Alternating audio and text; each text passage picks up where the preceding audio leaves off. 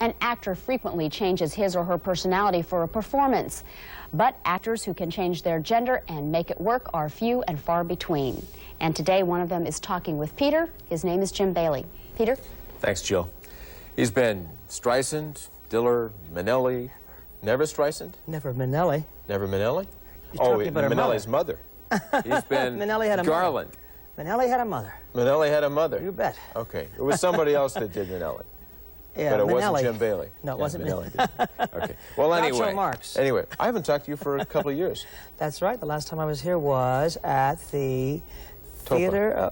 Yeah. Topa. No, Yeah, Theater of the Performing Arts. Arts, right. That's cute. Yeah. Topa. Well, it's just so long to Topa. say, you know, people can't remember it. So, anyway, so you're over at the Conover now. Yep. Well, I open you will on be. Friday. Yeah. Friday, just for Saturday. 3 days, though. Just Friday, Saturday, and Sunday, yeah. Yeah. And I'm looking forward to it. Yeah. Very, very much. I haven't, I wanted to come back here before to Miami, but so I had the chance, and here we are.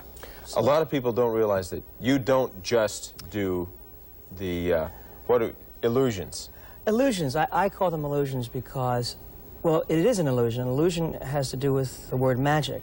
Mm-hmm. Magic, when they do, well, like when an illusionist, the term illusionist is always applied to a magician who does something like sawing a lady in half, and he makes you believe that. Right. Well, I make my audience believe that I have created a character, a particular character, like I'm going to be doing here with Judy Garland when I walk out on the stage.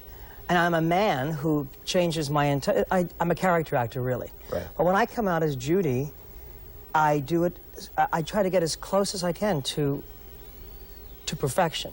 Mm-hmm. And the illusion is partly makeup, partly how I move, my mannerisms. I use my own voice. There's no lip syncing or anything like that. Right. And I create the illusion that you're really seeing Judy Garland, and people get swept away by that. And I think the highest compliment is when they say in the audience, like when I just came from Atlantic City, and a lady yelled out from the audience, "We love you, Judy." And I mean, that means, you know, it wasn't Jim, it was Judy, because they relate.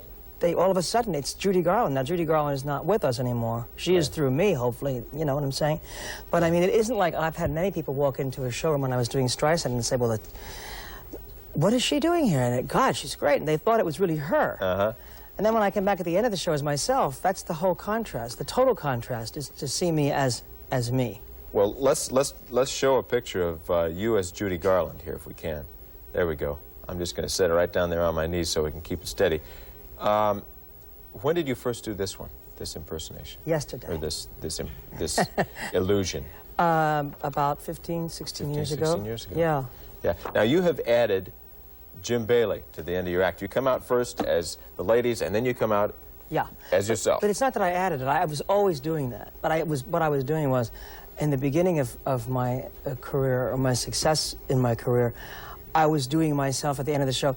I was polishing it, I was honing it, I was working on me, because when I come out and I do Judy or Streisand or whoever I do, I don't come out and do it at 50, I do it at 100 or 150. So I set up my own challenge. Now follow myself. It's like saying, who can follow Judy Garland? Well, I had to get my stuff together to do that. Right. And it took a while to really come up. And now what's happening is, what's evolved is the fact that my part of the show is really, really strong. And that makes me feel good. Does it surprise people when you come out and they hear this man's voice coming out of somebody who was not a man's voice? I think it shocks before? them totally, because when I walk out, they've seen, I've convinced them totally that not only am I a woman, but that I am that person. And I think they're dying of curiosity. That's why I'm glad that I have the talent to come back and do the other part. They're dying to see what I mean. They've seen photographs, but they want to see me. And when I walk out, it's like they go, oh, because they can't put it together. It boggles their mind. How did he do that? And how did he, you know, and the legs and well, if you want to find out, mind. If you want to find out, go over to the Conover this weekend and find out. Yeah, 2 shows Friday and 2 shows Saturday, and I think 1 on Sunday. Okay. Jim, thanks for coming in. Thank you, Peter, very, very much. Jill? Busy guy.